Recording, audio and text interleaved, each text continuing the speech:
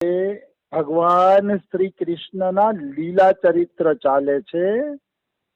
એ ભગવાન શ્રી કૃષ્ણના લીલા ચરિત્રની અંદર આપણે અધ્યાય ચાલે છે કે રાધા રાણી નો જન્મ કેવી રીતે થયો અને રાધા રાણીના માતા પિતા વાસ્તવમાં કોણ હતા, એને શું પુણ્ય કર્યું હતું એનું વર્ણન આપણે લેવાનું છે. રાજા બહુલાશ્વ પૂછે છે કે હે ગર્ગ મુનિ, હે નારદ મુનિ, વૃષભાન બાબાનું સૌભાગ્ય અદ્ભુત છે, અવર્ણનીય છે. કારણ કે એમને ત્યાં શ્રી રાધિકાજી સ્વયં પુત્રી રૂપે અવતીર્ણ થયા. મતલબ જેના ઘરે રાધા રાણી પુત્રી રૂપે આવતા હોય એ કોઈ સાધારણ જીવ તો હોય નહીં. તો બતાવો કે રાધા રાણી વાસ્તવમાં કોણ હતા, એ અમારે જાણવું છે. અને કલાવતી અને સુચંદ્રએ પૂર્વ જન્મમાં એવું કયું પુણ્ય કર્મ કરેલું હતું કે જેના ફળ સ્વરૂપ એના ઘરે રાધા રાણી પધાર્યા. મારે આ જાણવાની જિજ્ઞાસા છે, તો આ વાતને તમે કે જણાવો. ત્યારે નારદજી એમ કહે છે કે રાજન, રાજ રાજેશ્વર મહાભાગ સુચંદ્ર રાજા નૃગના પુત્ર હતા. નૃગ રાજા આ કાકીડો થયો ઈ જ હતા કે બીજા એ તો હું ગેરંટી પૂર્વક ના કહી શકું, પણ નૃગ રાજાના પુત્ર સુચંદ્ર હતા. અને સુચંદ્ર તપસ્યા કરીને વૃષભાન બાબા બને છે અને એમના ઘરે રાધા રાણીનો જન્મ થાય છે. તો આ સુચંદ્ર કોઈ જેવી તેવી વ્યક્તિ નહોતા, ચક્રવર્તી રાજા હતા. ચક્રવર્તી રાજા એને કહેવાય જેનું શાસન આખી પૃથ્વી ઉપર ચાલતું હોય. ઘણા લોકો ઇંગ્લેન્ડના વખાણ કરતા હોય છે કે આખી પૃથ્વી ઉપર ઇંગ્લેન્ડનું શાસન હતું. ઇંગ્લેન્ડ નાનકડો દેશ છે તો આખી પૃથ્વી ઉપર એનું શાસન હતું. એમ કહેવાય છે કે જ્યાં સૂર્યનો પ્રકાશ છે ત્યાં ઇંગ્લેન્ડનું શાસન છે. મતલબ આખી પૃથ્વી ઉપર આ લોકોએ ઇંગ્લેન્ડ વાળાએ રાજ્ય કર્યું. પણ એમાં શું મોટી વાત છે, એ તો જેના જેવા પુણ્ય અને જેવો જેનો સમય. પણ એની પહેલા સતયુગ થી લઈને દ્વાપર સુધી કેવળ અને કેવળ આપણા હિન્દુ રાજાઓએ આખી પૃથ્વી ઉપર શાસન કર્યું છે. કળિયુગમાં કદાચ એકલ દોકલ વ્યક્તિ કદાચ શાસન કરી ગયો હોય તો એનો કોઈ અર્થ નથી, કોઈ મહત્વ નથી. આપણા રાજાઓએ ચક્રવર્તી રાજા હતા અને આખી પૃથ્વી ઉપર અનેક વાર શાસન કરેલું છે આપણા હિન્દુ રાજાઓએ. એ એક વાસ્તવમાં ગૌરવની વાત છે. તો સુચંદ્ર ચક્રવર્તી નરેશ હતા અને ભગવાનના અંશ માનવામાં આવતા હતા કે એ ભગવાનનો અંશ છે.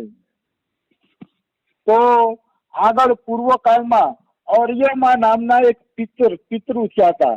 અર્યમા જયારે ઇન્દ્ર ને બ્રહ્મત્યા લાગી અને ઇન્દ્ર છે એ ભાગી ગયા ઇન્દ્રાસન છોડીને, ત્યારે અર્યમાએ ઇન્દ્રની જગ્યાએ કાર્ય કરેલું હતું એવું શાસ્ત્રમાં વર્ણન આવે છે.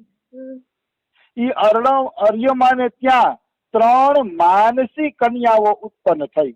મનથી ઉત્પન્ન થઈ એટલે માનસી કન્યાઓ કહે છે. એ ત્રણેય કન્યાઓ એકદમ સુંદર હતી, દેખાવડી હતી અને દિવ્ય હતી. એ ત્રણેય કન્યાઓમાં એકનું નામ હતું કલાવતી, એકનું નામ હતું રત્નમાલા અને એકનું નામ હતું મેનકા.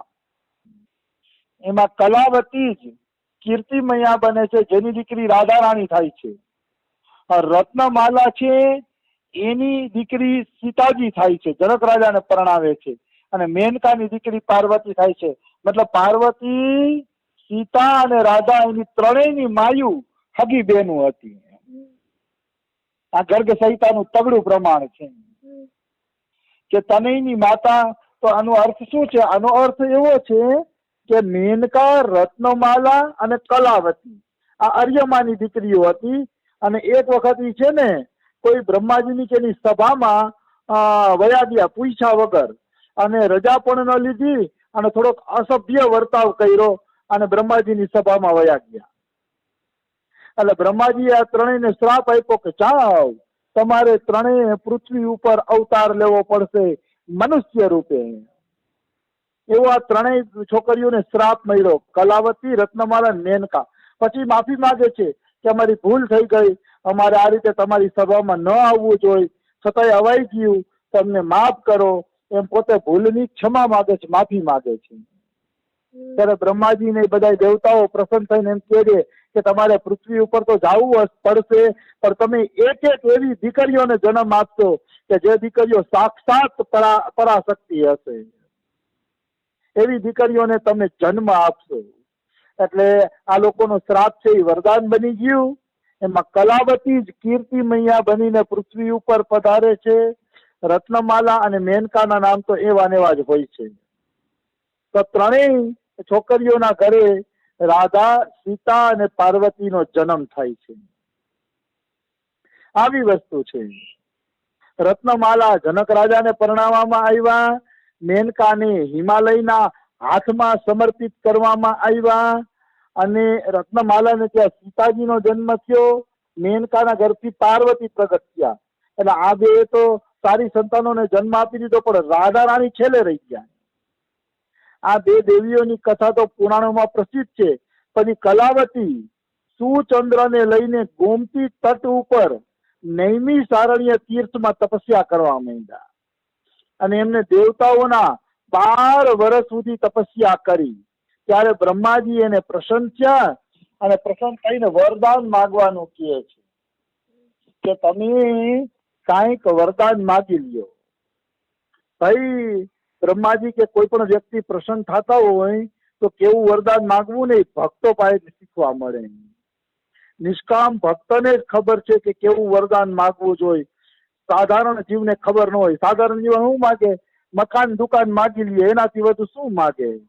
મકાન દુકાન નોકરી આ તે, એનાથી વધુ કઈ સાધારણ જીવ માગી શકતો નથી. પણ મોટામાં મોટું વરદાન એ છે કે ભગવાનની સેવા મળી જાય. આનાથી મોટું વરદાન એ કઈ નથી.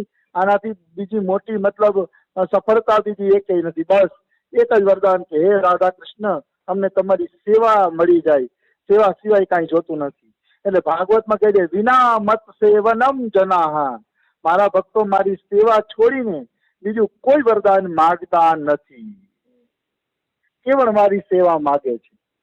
તો બ્રહ્માજી વરદાન માગવાનું કહે છે તો સુચંદ્ર રાજા કે જેને ભગવાનનો અંશ કહેવામાં આવે છે, એને દિમક ચડી ગઈ હતી. દિમક એટલે આપણી ભાષામાં રાફડો થઈ ગયો હતો. એ રાફડામાંથી બહાર નીકળ્યા, સુંદર શરીર ધારણ કરીને બહાર નીકળ્યા, અને એને બ્રહ્માજીને કીધું કે મને મોક્ષ આપો, મારે મોક્ષ જોઈ છે. આ સાંભળીને, રાજાની વાત સાંભળીને કલાવતીને દુઃખ થયું, કારણ કે કલાવતી પતિવ્રતા નારી હતી. જો પતિનો મોક્ષ થઈ જાય તો એ પતિના સાહચર્યનું સુખ કઈ રીતે લઈ શકે? એને તો પતિની સાથે રહેવું હતું કલાવતીને. એટલે કલાવતીએ બ્રહ્માજીને કીધું કે હે પિતામહ, પતિ જ નારીનો દેવતા માનવામાં આવ્યો છે, અને મારા પતિદેવ મુક્તિ પ્રાપ્ત કરે તો મારે જીવીને શું કરવું છે? અહીંયા હું એના વગર જીવતી નહીં રહી શકું. તો તમે એને મોક્ષ આપી દો તો મને પતિનો સહવાસ ન મળે, મતલબ પતિની સાથે જીવન જીવવા મળે નહીં કે, તો એના કરતા તો હું મરી જાવીશ સારું છે કે. જો મારા પતિને તમે મોક્ષ આપશો ને તો હું તમને શ્રાપ આપી દઈશ. તો બ્રહ્માજી ડરી ગયા. ડરીને કહે કે દેવી, મને તમારા શ્રાપનો બીક છે. એને ખબર હતી કે કલાવતી પતિવ્રતા નારી છે, શ્રાપ આપશે તો લાગી જશે. એટલે કહે કે હે દેવી, હું તમારા શ્રાપથી ડરું છું, પણ હવે મેં રાજાને વચન આપી દીધું છે કે તમે જે માગશો એ મળશે. એટલે હવે મારું વચન તો વિફળ નહીં થાય કે, પણ તમે તમારા પ્રાણપતિ સાથે સ્વર્ગમાં જાઓ, ત્યાં સ્વર્ગમાં ખૂબ તમે સુખ ભોગવો.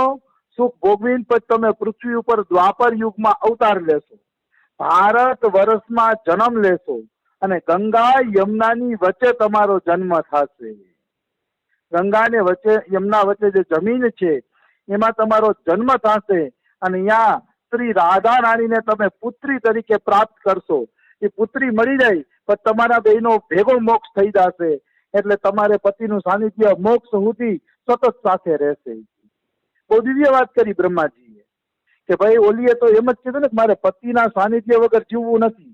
તો બ્રહ્માજીએ વ્યવસ્થા જ એવી કરી દીધી કે રાધા રાણીને જન્મ આપશો ત્યાં સુધી તમે બે સાથે સાથે રહેશો, અને પછી મોક્ષ પણ બે સાથે સાથે પ્રાપ્ત કરશો. બે મુક્ત થઈ જાય પછી તો કોઈને કોઈની ફરિયાદ રહેતી નથી. તો કે જાઓ, આવી રીતે થશે. આ રીતે બ્રહ્માજીએ એને દિવ્ય અને અમોઘ વરદાન આપી દીધું.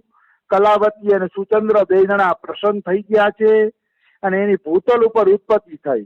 એ કલાવતી કીર્તિ બને છે અને સુચંદ્રજી વૃષભાનુ બને છે.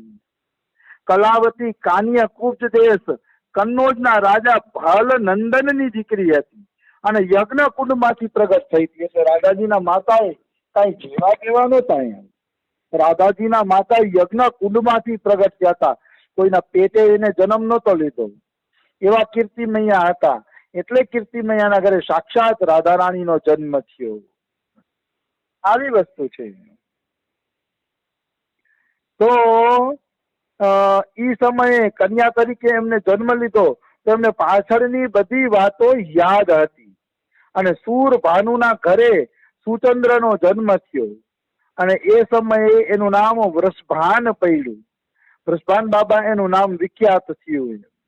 એને પણ પૂર્વજન્મની સ્મૃતિ હતી. મતલબ સુચંદ્રને ખબર હતું કે રાધા રાણી અમારા ઘરે આવશે અને પેલા આ મારી પત્ની હતી કલાવતી અને કીર્તિમૈયાને ખબર હતી કે આ મારો પતિ હતો. બેને એટલે બે વચ્ચે પ્રેમ હતો પહેલેથી જ. કારણ કે આગળનું ભવિષ્ય જાણતા હતા. આવી વસ્તુ છે. તો વૃષભાન બાબા ગોપોમાં શ્રેષ્ઠ હતા અને પરમ સુંદર હતા અને કામદેવ જેવા દિવ્ય હતા. એટલે કીર્તિમૈયા સુંદર હતા એટલે બેયની જોડી જામે એમ હતી. એને અહીંયા લખ્યું છે નંદરાજજીએ આ બેયના વિવાહ સંબંધ કરાવી દીધા. હવે જો નંદ એટલે કૃષ્ણ ભગવાનના પપ્પા નંદજીએ આ લગ્ન કરાવ્યા કે પછી નંદ એટલે એમ પણ કહેવાય કે 10 લાખ જેની પાસે ગાયું હોય એને નંદ કહેવાય. 9 લાખ ગાયું વાળાની. તો નંદ એટલે નંદ તો કેટલાય હશે વ્રજમાં, કારણ કે 9 લાખ ગાયું વાળા ઘણા નંદ હતા. એટલે હવે આ નંદરાજજી કૃષ્ણના પપ્પા કે જે કઈ હોય પણ એ નંદરાજજી વચ્ચે પડી અને કીર્તિમૈયા અને વૃષભાન બાબાના વિવાહ કરાવે છે. બે જણાને પૂર્વજન્મની સ્મૃતિ હતી અને બે જણાને એકબીજા પ્રત્યે પ્રેમ પણ હતો. એટલે આ સંબંધ ઝડપથી થઈ ગયો અને લગ્ન પણ